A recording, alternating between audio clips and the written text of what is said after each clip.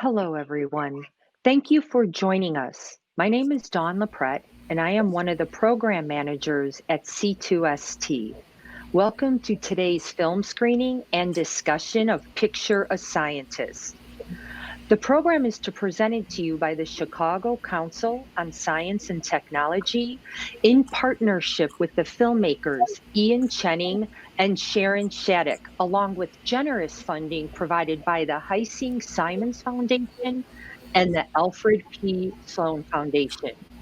If you are new to C2ST, we are a 13-year-old non-for-profit organization working to enhance the public's appreciation and understanding of science and technology and their impact on society. Please visit c2st.org to learn how you can donate and get more information about upcoming programs. Sign up for our mailing list, and you can get reminders about these programs as well. Now, in regard to today's program, please type c2st.cnf.io into your browser and click today's session to ask questions and evaluate the program at the end. Your feedback is critical to us producing future events that meet your expectations. You'll be able to ask questions while you're watching the film. Our staff will be checking C2ST TV, Facebook Live, and YouTube Live for your questions.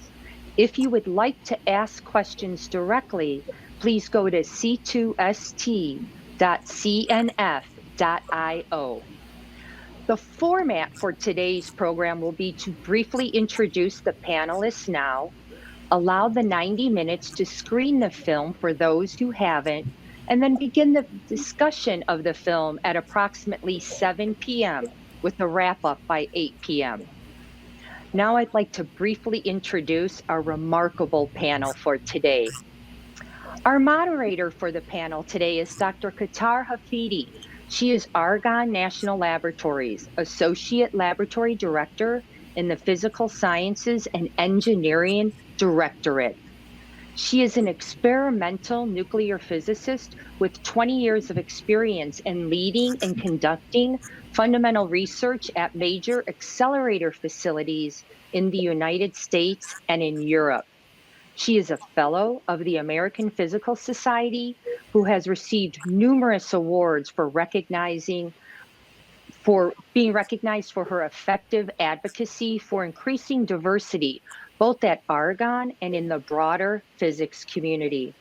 She is co-author of more than 200 publications and has given more than 60 invited talks at international conferences, universities, and laboratories. Our next panelist is Dr. Alex Helman. She's a program officer with the Committee on Women in Science, Engineering, and Medicine at the National Academies of Science, Engineering, and Medicine. During her time at the academies, Dr. Helman has had the opportunity to lead the Prevention Working Group for the Action Collaborative Preventing Sexual Harassment in Higher Education. And she was the co-lead for the recent report, Promising Practices for Addressing the Underrepresentation of Women in STEM, Opening Doors. Currently, she is leading a new consensus study focused on the inclusion of women and minoritized populations in clinical trials. Dr. Helman is passionate about issues of health equity, dementia, and creating a more diverse, inclusive, and equitable scientific workforce. And our third panelist is Dr. Blair Schneider. She is an associate researcher and the science outreach manager for the Kansas Geological Survey.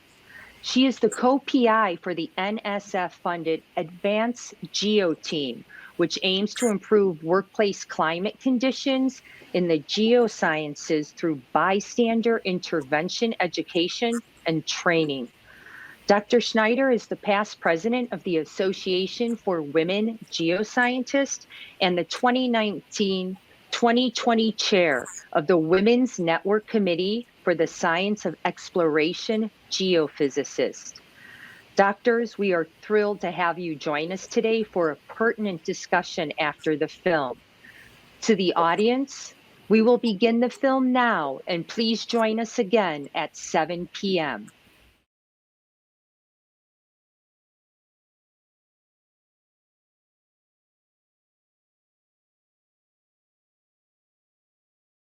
We wanted to reintroduce our panel so we can begin the discussion.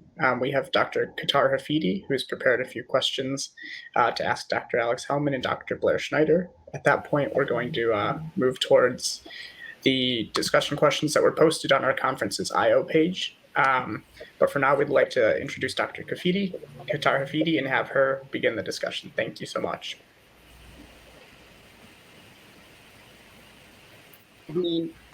And watching this sobering documentary, I think I needed some tequila to just cope with the documentary anyway. So we have two wonderful panelists with us, Blair Schneider and Alex Helman. And I would like to start asking them, what stuck with them from the documentary and why. If I start with myself, it's really looking at 3 generations and realizing that really not much has changed. So any one of our panelists, Blair, if you want to start. Yeah, so this is my second time watching the documentary recently, and it still makes me very emotional. So some things that stuck out to me are that, no, things haven't changed. I've had many of the experiences that were reported there.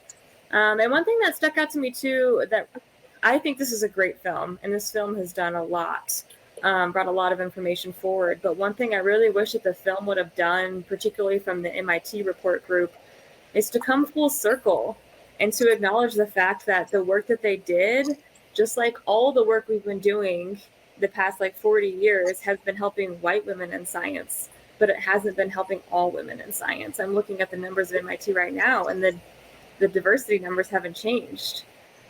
So I really wish they could have brought that full picture and had that generation make that connection that we still aren't making these changes for everyone. Thank you. Blair, Alex? Yeah, well, I want to echo Blair's comments. I think they're resonating, and I feel similarly.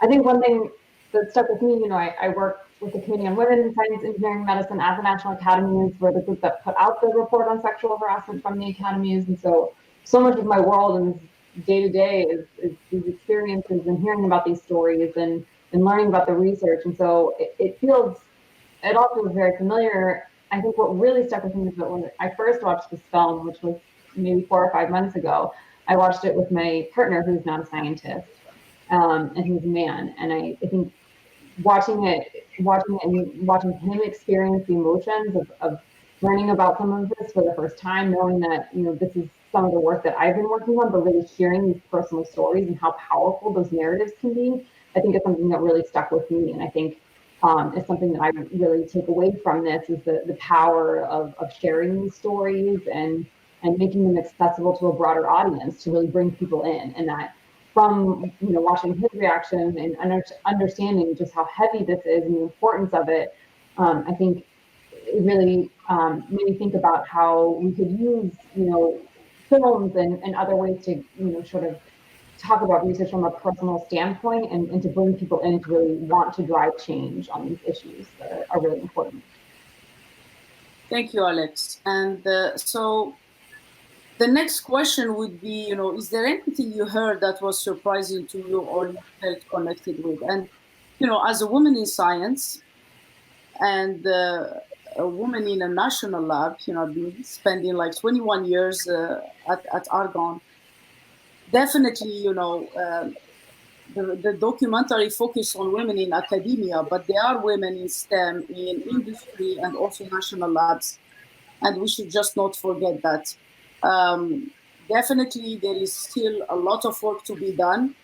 There is a lot of denial that, happens, that there are no issues. This is a perception. And I really appreciated the social research that showed that there is a really biased, implicit or explicit bias.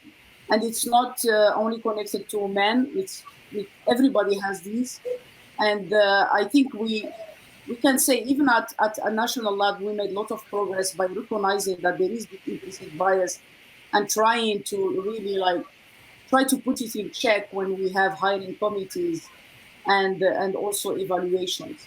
So I would like to hear what's your perspective on if you felt as women in science and technology connected with the I would say the heroes of the documentary, or if you were surprised by anything in the documentary.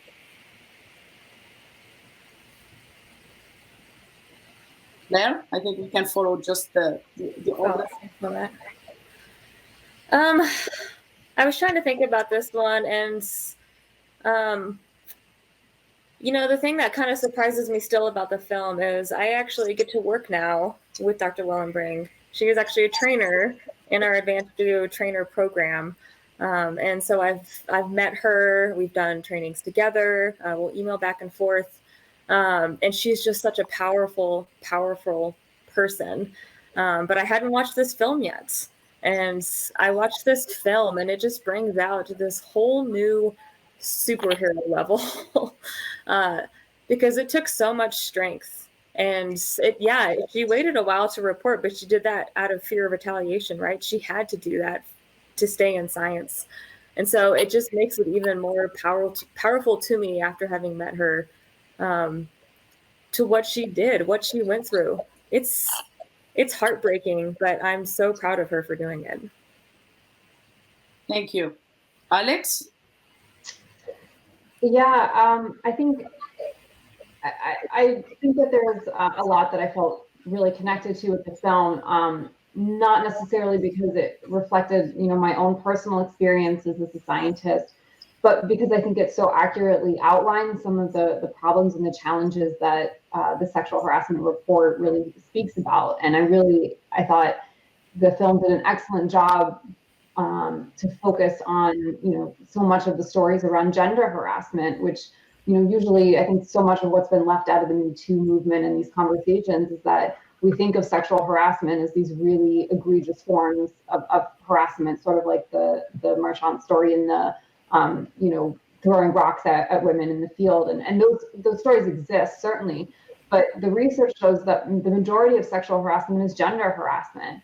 And it's these put downs and come-ons and comments that you don't, that women don't belong here, you don't fit in, and that you're not a scientist. And I think that I thought the film did such a really wonderful job of explaining that and making it a reality for people, going through the iceberg image, having people like Kate Clancy and Paula Johnson come speak about, what that looks like. And that, oftentimes when we talk about sexual harassment, we imagine something different than the majority of women experience. And so I think that really resonated with me. I'd say something I'm a little surprised about is that I was a little surprised that the film didn't touch upon what we can do to address sexual harassment. And I hope that we'll talk a little bit about that at some point. Or talk about ways that we can advance women in STEM fields and really focused on these stories about the problems. And I sort of was hoping that at the end we'd sort of, get to the resolution, because the truth is that we do know, we have evidence-based practices about what works to address sexual harassment and ways the institutions can address this. So I guess that was one surprise, is to focus just on the problem, and it felt like sort of a dark ending that, although it had a bit of a happy ending talking about people's stories, that it still didn't, I didn't walk away from the film saying, oh, okay, well, there's things I can do now. I walked away from the film feeling very, emotionally moved by these women's stories, but maybe more sad than hopeful, I guess.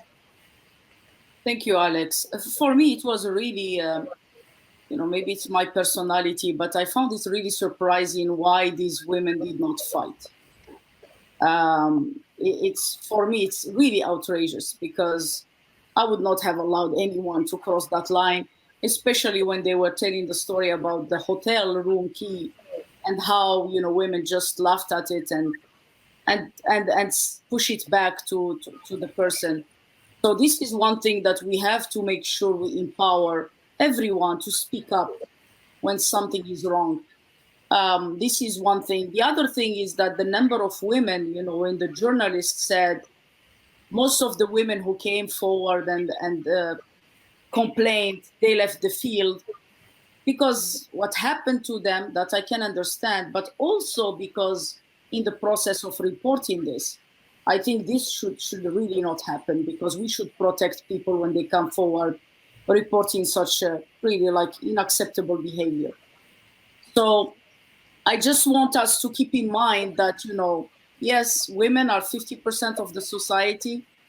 They are the canary in the coal mine. When we want to study minorities, they are there, the largest number.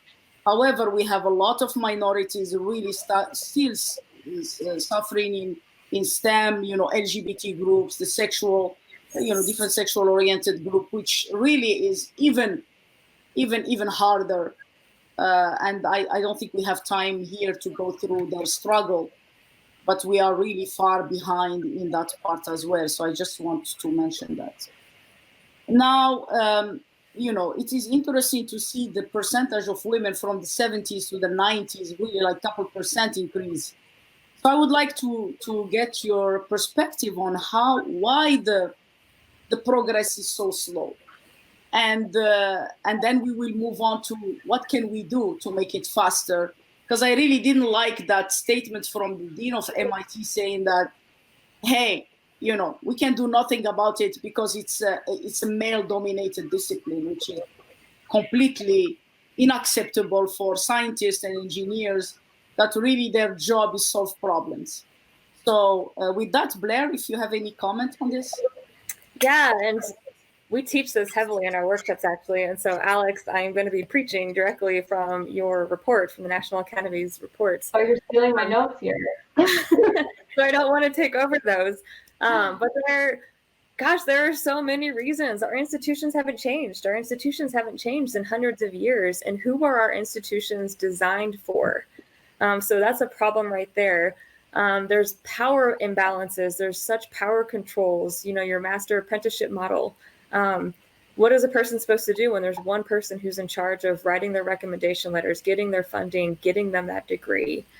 And we've normalized behaviors. So the iceberg metaphor, right? When we talk about what's below the iceberg, the gender harassment, all of that has been so normalized, and how we treat others, it's hard to correct. And I actually find that a lot of underrepresented individuals actually don't even recognize that they're being harassed. I'll go up to someone and acknowledge, like, hey, did you hear it? Are you okay with what that person just said to you? And they actually in that moment go, oh, wait, I'm allowed to be shocked at that, because they're just so used to hearing it. And this list can go on, so I'll let Alex chime in here, because again, I'm stealing from her notes. Thanks, Blair. I actually really love this question, because we have a recent report that came out after, this is following the sexual harassment report. It came out earlier this year on promising practices for addressing the underrepresentation of women in STEM. And this question of why progress has been so slow was actually the third bullet point in our statement of task. And to be honest, we didn't know the answer, because it turns out there's not a ton of literature on why progress has been so slow. So we ended up commissioning research on this topic, where we did a series of focus groups, or we commissioned some researchers to do a series of focus groups that really explored this question, that we have a lot of literature on what works to improve the recruitment, retention, and advancement of women in STEM. This literature is not new. People have been working on it, for many, many years, for decades, and we still don't see progress. So why is that? And so I think I just want to list that there's to drive positive institutional change, there are really 5 things you need. The first is committed leadership at all levels. So especially from those in positions of authority, people like policymakers, college and university presidents and deans, individual faculty that manage training programs and have large laboratories, people who can really implement, allocate resources toward, and monitor progress on new policies and strategies that can be used to close the gender gap.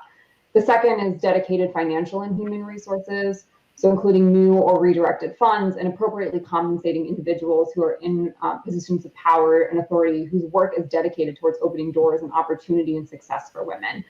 These resources should be a sustained effort over time and not reappropriated over time. We do often see that resources that are dedicated towards, DEI efforts oftentimes get reappropriated to other efforts. So really these need to be, focused and not allowed to be reappropriated.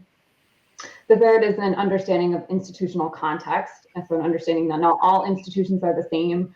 So for example, what works at a small liberal arts institution may look very different from an R1 institution, which may look very different from a community college. Unfortunately, most of the research on what works has been focused on white women at R1 universities.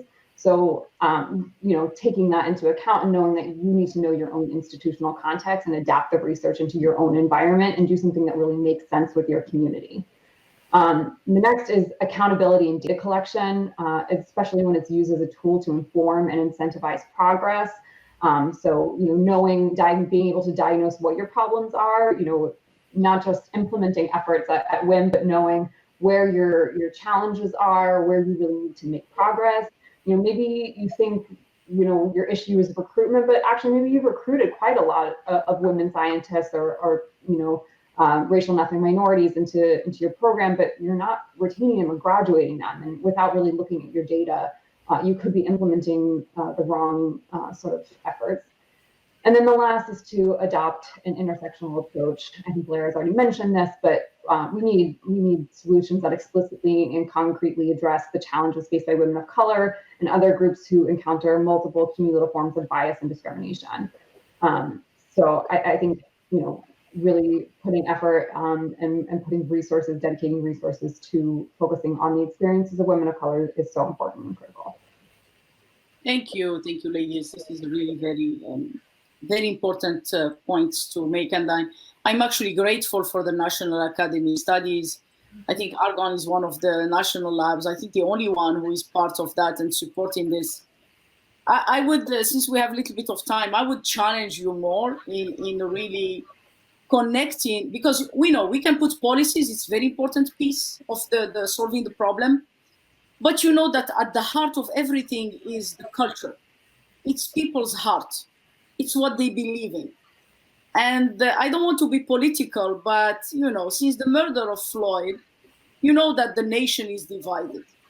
And I am very proud that the science community continued to make, progress in this domain despite everything. So can you comment a little bit on, how do you see us moving forward? Because I think the science community is somehow protected because it's in a little bubble. We talk with each other, we communicate with each other. Of course, I'm sure that, half of the society thinks otherwise. And so how can we really move forward with these challenging political times and make sure we continue to progress, not only for women in science, but for all underrepresented minorities? And you talked about intersectionality. And it's more than gender. It's sexual orientation. It's religion. It's race, etc. So anyone take on this? Yeah, I can talk about this from the perspective of our grant in particular. That's exactly the kind of question that we're trying to address. We first got this NSF grant thinking about sexual harassment. Right, it was right at the boom of the Me Too movement. But you quickly realize that sexual harassment doesn't happen in a vacuum. And if there's a lot of sexual harassment occurring somewhere, then there's a lot of other exclusionary behaviors that are occurring. So our approach is to look at this as, we can deal with this from institutional levels, departmental levels, but then also your individual levels. And I think that's kind of the hardest part there is at an individual level, you can feel really helpless. So we work on bystander intervention training, and we look at this from this prong of, there's primary prevention technique, there's secondary techniques, and there's tertiary techniques. And so how do we start getting those that primary prevention? How do we prevent things from happening or stop them from getting worse? And so we teach bystander intervention training. We use the Hollaback model, and we use real world scenarios. So anyone who goes through our workshops learns the Ds, learns how to be a bystander, but then they practice it. They practice it with real stories that we've gathered from real people. And we talk about different things like how does identity play a role in this? How do power levels play a role in this? And the response to this has been really positive and really, really overwhelmingly just good, because I think it helps people walk away with feeling like I can do something. Like me, just as an individual, I can help that person in my department or in my office or my lab mate if I see something happen to them. And like these are small steps that I can do as an individual to change the culture. Thank you. Alex?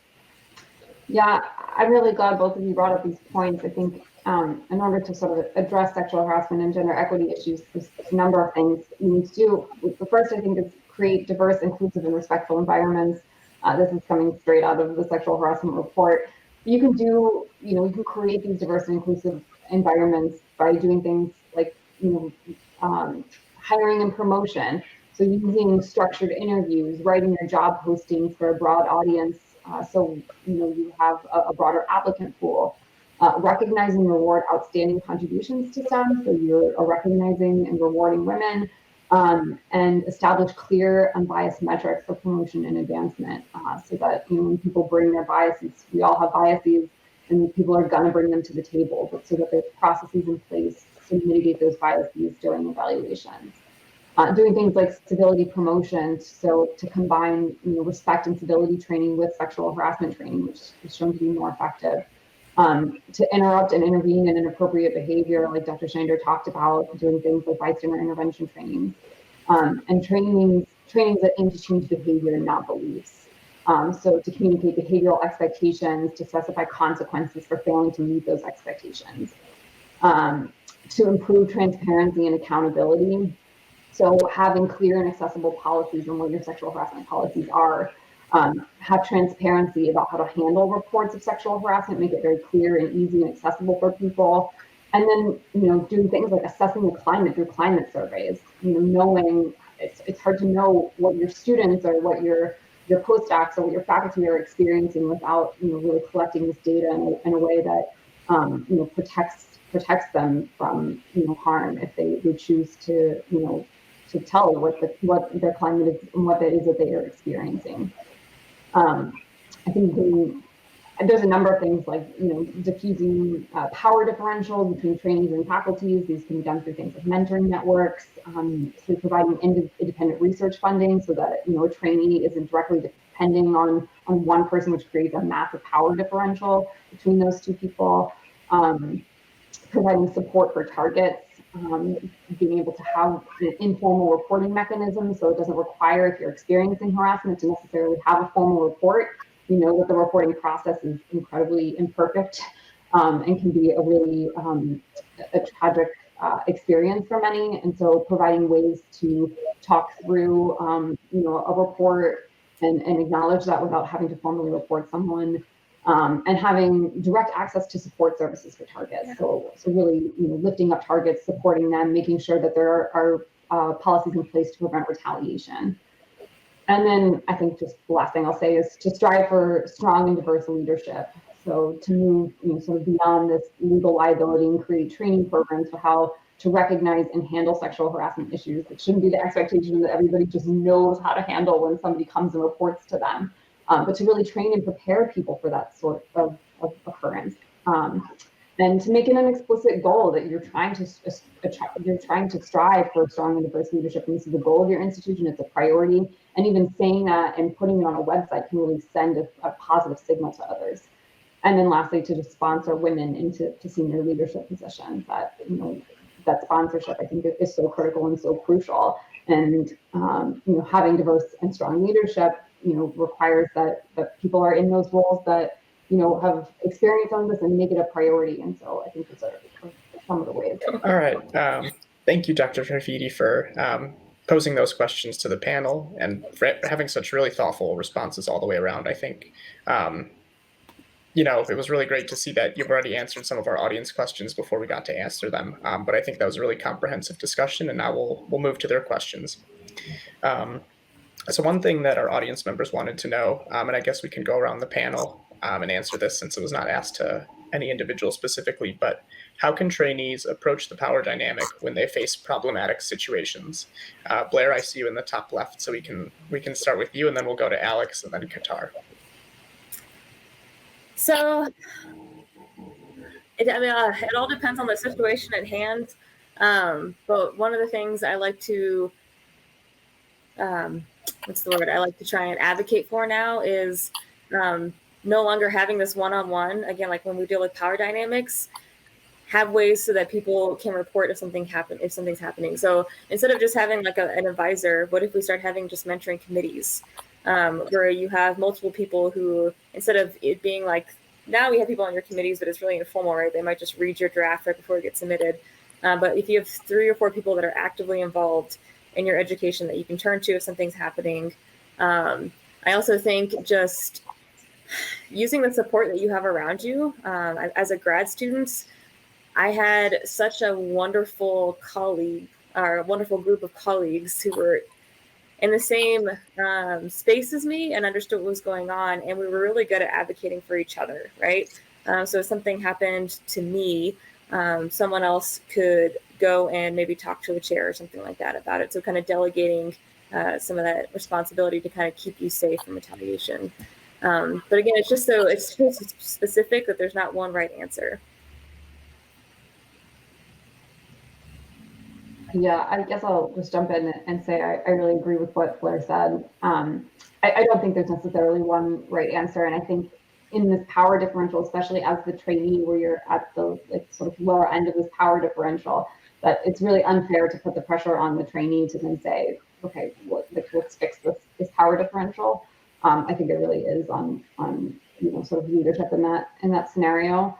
And I guess, similar to what Blair was saying, I think, using more of like a committee process, so you're not dependent on a single person for your success and sort of spreading out that power differential. So it's not just a single one-to-one, mentoring relationship. I think that is one way to address it. I also, want to echo Blair's comments about finding peers around you who are like-minded and similar, and that's not really going to reduce the power differential necessarily, except that research does show that women experience women who have a group that is able to provide both emotional support and just logistical support is really important for maintaining sort of a positive environment. So I guess those would be immediate thoughts, but it really does sort of depend on the situation at hand. Also, I want to apologize. I'm cat sitting my mom's cat, so if you hear the cat in the background, she was visiting a few minutes ago.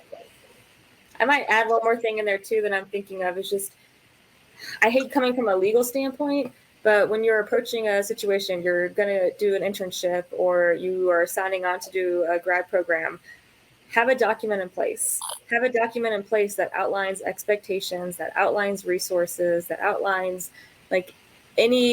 most situations that you can think of, right? So you have something to go back to. It makes it very kind of, pulls in the lawyers into it, right? But at the same time, that actually can have you start with a really good conversation about those expectations that can actually alleviate or disseminate some of those problems from even occurring. Yes, Blair, that's so true. The Academy has a report on the signs of effective mentoring, and one of the things that comes up in the report is these mentoring contracts, where you sort of set these expectations from the beginning, so that your mentor is both living up to your expectation as a mentee, and then that you are living up to the expectations of your mentor and fulfilling those responsibilities, and that often helps alleviate pressure points in the system and can really help with that. So, echo those. I want to +1 all of your comments. So I just want to be quick because I think my colleagues already proposed some very good suggestions. When I come from National Lab, and it's not one of our missions education. However, we have graduate students and we have postdocs. What is important for any early career person, if it's graduate student or postdoc, is to first get acquainted with the support system. In any organization, there is Association for Women in Physics and Science. There is also ERGs that supports minorities. They need absolutely, it's not waste of time. They need absolutely to reach out to them so they can learn more about the ropes in the system. In addition to that, at Argonne, we have a mentoring program so that the students and postdocs choose their mentors, and that choice should be definitely not the supervisor. So we have a mechanism to check, regularly with the students and postdocs to make sure that they are, happy, supported, treated fairly. And sometimes we have problems, and senior management has to intervene and really have some accountability actions to correct this. And in Argonne, for example, we don't really think twice if a person is not a good mentor or supervisor, we don't allow them to have students and postdocs. So the important things in all of this is not to be isolated. You have to connect with existing groups. You have to know your rights. You have to have colleagues to feel empowered, and you have to know who to talk to when you have a challenge. Yeah, it sounds like it's really important, I think, anywhere to kind of go with the strength in numbers approach and find your support system and find the people who are going to work with you to affect equity. And I think that's something we can all think about, especially this year. Dr. Hafidi mentioned some of the difficulties we've had as a nation. But moving forward, finding our support systems, working together to make this a better, more equitable place for all of us. So Dr. Hafidi, this next question is actually directed towards you. And someone's wondering if you felt that you went through similar experiences as a female scientist outside of the US as some of the female scientists in this documentary in the US. Actually, it's really very interesting. I'm originally from Morocco, and, I did my undergrad in Morocco. I don't think there is much. Yes, there is some kind of discrimination, not at the, when I was at the university, but I remember that once I was in an auditorium, we were 160 undergrad students. I was talking to my math teacher, professor, and then somebody from far, the audience told me, hey, stop talking, go home and wash the dishes. So I was really shocked. This is Morocco, it's an Arab country, it's a Muslim country. So I looked back and I say, who is the guy who said that? And nobody answered. I say, well, you know what? In a few years, you will come to my house. You will be a loser, you won't succeed. And you will wash the dishes in my house. So everybody laughed and we moved on. I did my PhD in France. I don't think France, France, it was, we had considerable number of women. Their system is much more, equitable, giving a year leave for women when they have their babies. So I didn't feel it was a problem until I came to the United States. And that was really very surprising to me. I came to the States since my childhood. I was dreaming of the United States and becoming American, the American dream. And when I came here, it's really subtle. I did not realize it my first 5 years. And then after that, you start seeing a lot of it, very subtle. And yes, there is no time to say my experience in the United States, but definitely I sympathize with the women in the documentary. Of course, I'm a little bit strong, so I don't think people dare to cross me. But I've seen, as a Women in Science and Technology program initiator at Argonne, I've seen a lot of challenging situations, and that's what pushed me to really fight this, because we deserve better. We can't tolerate this behavior, and we owe it to the next generation. And if I can say anything, is that I am very enthusiastic, mainly because of, people are waking up and policies are put in place, but also thanks to the, the millennium and the young people who really cares deeply about this, and they are better version than us. So I have a lot of hope for the future. They are amazing people. They care about family. Now parents, fathers want to be part of raising the family. They care about work-life balance. They are passionate. They are my students and postdocs, and I'm very, very happy to see this outstanding future. And I'm so thankful. They are the future and not us. Thank you for sharing your more personal experience with life outside of the US and pursuing science. We appreciate it. So this next question, and I think we'll probably have time for 2 or 3 more questions just to kind of make sure everyone's ready. This next question is, what advice would you give to women in science who are facing sexual harassment during their professional journey? I'll switch it up since I feel bad that we're putting Blair on the spot first every time. Alex, do you mind starting us off this time, and we can switch up the order? Sure, that's fine.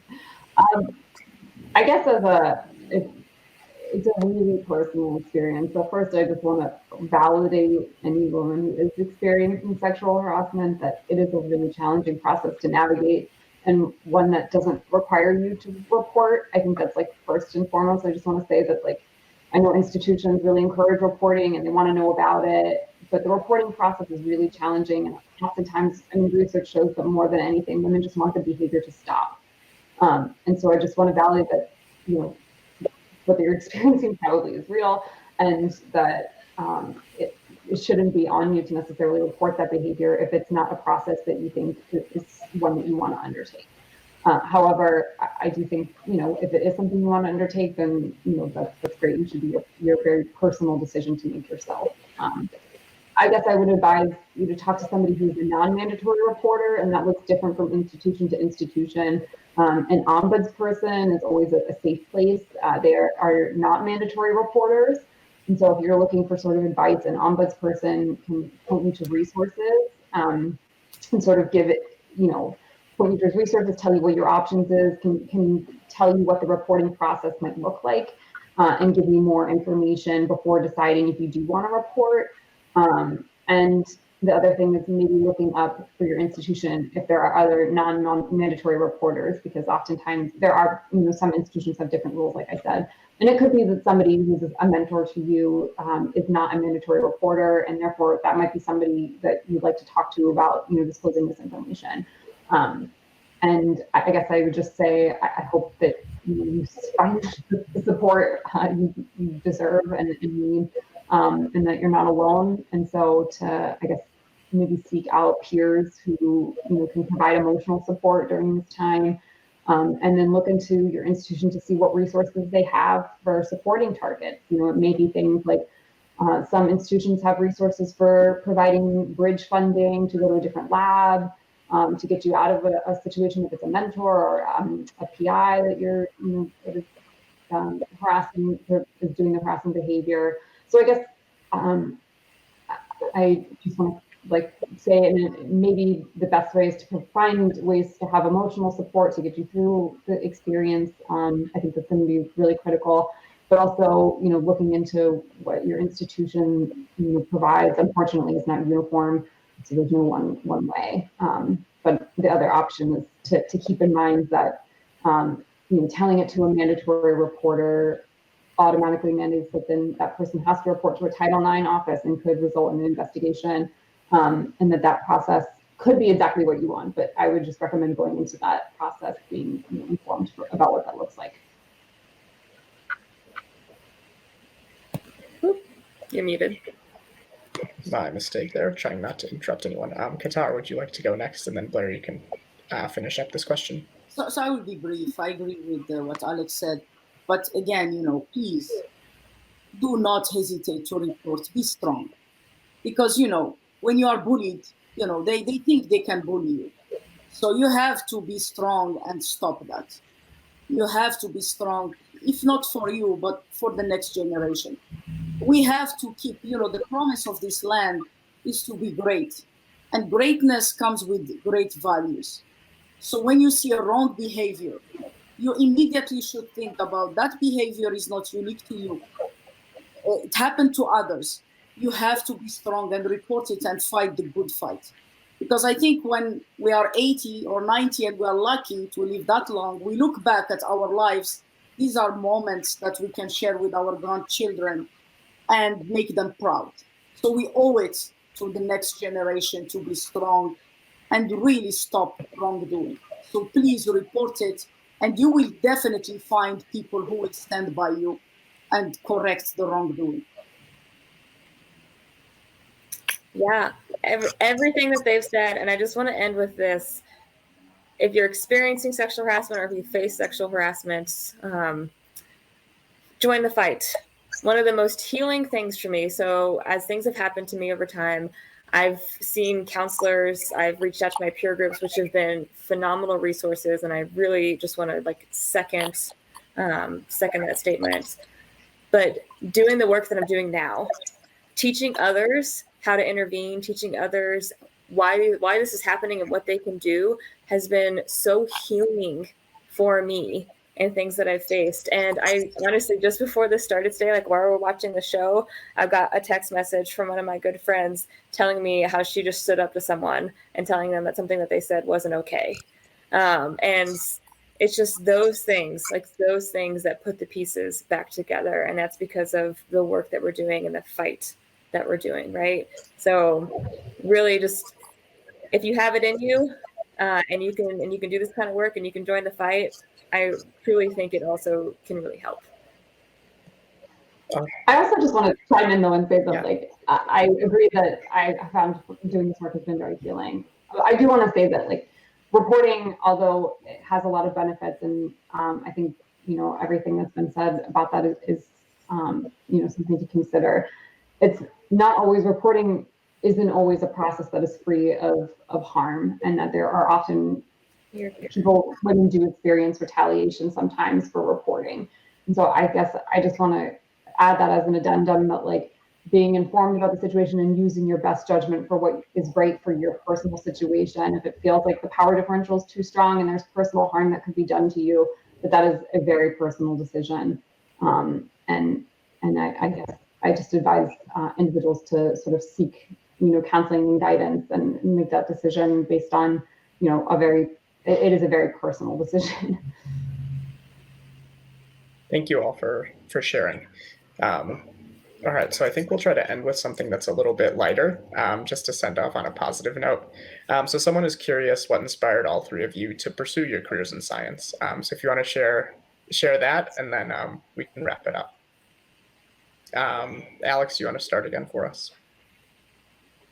Sure, this is a fun question. Inspired. I was inspired by a personal story. I have a sick parent, and it's something that's affected my life from a very young age. And so when I went to college, I was part of this fellowship that required us to do undergraduate research. And so I started that research, exploring a disease that was very real to me and was something that was afflicting my family. And so it really came from a personal interest, and then it sort of just developed from there. And I just found the research, itself to be really, really interesting. And I think I've always been of this mind of what science was, that it was this like, I think it was like sort of what I learned in high school, that it was this like very exact science, and it was what you read in a textbook, and that's what science was. And then you started doing research. It turns out that's like completely wrong, and that research is really fun and interesting, and it's an opportunity to be creative and sort of learn things that learn the unknown and realize sort of come up with creative ways to answer really important questions. And so that really inspired me. It's actually just starting to do the research and really learn what research looks like and what being a scientist looks like, and that it's not just knowing everything. In fact, I think the more I learned, the more I realized I didn't know. And so I think it was driven originally by sort of a personal experience of wanting to, help, and understand something that was personally affecting myself and my family, and then just moved into just loving the process itself. And ultimately my research I worked on sort of neuropathology and learning how people with Down syndrome, what their brains look like as they age, which wasn't personal to me at all, but just was a really interesting question. So it sort of led me down all these really interesting avenues. That's really great. Thank you. Kawtar, would you like to go next? For me, it's very simple. I remember when I was 5 years old, I asked my dad, I'm pretty much religious. So I asked my dad what God is made of. And my dad was clever enough and wise enough to tell me, hey, how about you do science? And you might discover something about God that nobody knew. So growing up, it was very important things for me, because the way to know God is really the best way is to study what he created. So of course I'm nuclear physicist. It's related to cosmology, astronomy, astrophysics, the Big Bang, where we are going. So for me, actually, my research is the best way to worship God. So the more I study, the more I know. I don't know much, so it gives me, modesty and being humble. And also, the more I'm amazed how this creation of this world cannot be random. And it's really like when you look at the binding energy of deuterium, and that would be the initial things of creation of alpha particles and carbon, and then the life as we know. So for me, really my research is the best way of worshiping God and getting to realize how great He is. Very simple. Thank you. Blair? I wish I had a cool story, but I always liked being outside. I always liked looking at rocks, and I didn't know why. So geology was kind of the closest thing that got me somewhere close to that. So I did that as an undergrad, and I took my first class, and we went on a field trip just searching for quartz in a farm field, and I was hooked from there. But I didn't know what I wanted to do, and so for me, representation was really important. I liked geophysics. I'd done actually a few geophysics projects as for undergrad research projects.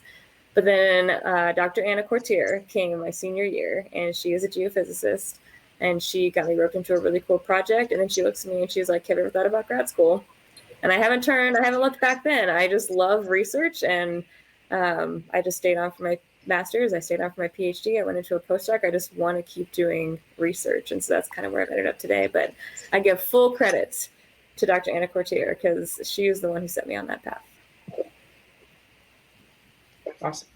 Yeah, thank you. We'd like to thank all three of you for joining us for today's program, Dr. Hafidi, Dr. Helman, and Dr. Schneider. We know that this can be a really challenging topic, but we feel it's a really important topic, obviously, as we try to provide a more equitable world, as we all kept referencing for future generations, but hopefully for the people who live here now too. And we know it can be a really personal topic, so we thank you for your bravery in sharing with us, and hope that today's program can inspire more people to continue to share so we can continue to improve the lives of everyone around us. So if you enjoyed today's program, we'd love if you could evaluate it for us. Please go to c2st.cnf.io. Again, that's c2st.cnf.io. If you missed any portion of today's program, we will have the discussion recorded so that you can go back and review it and listen to the really amazing answers that we were provided by our panelists here today, and hear some of their personal stories again. We think they're really valuable, and that's why we invited them here with us today. So we'd like to thank them once again. And thank you all for joining us. If you enjoyed our program and would like us to be able to provide similar types of programs in the future, please go to our website and click the Give Now button so that you can support these kind of things in the future. Thank you very much for your support, and stay safe.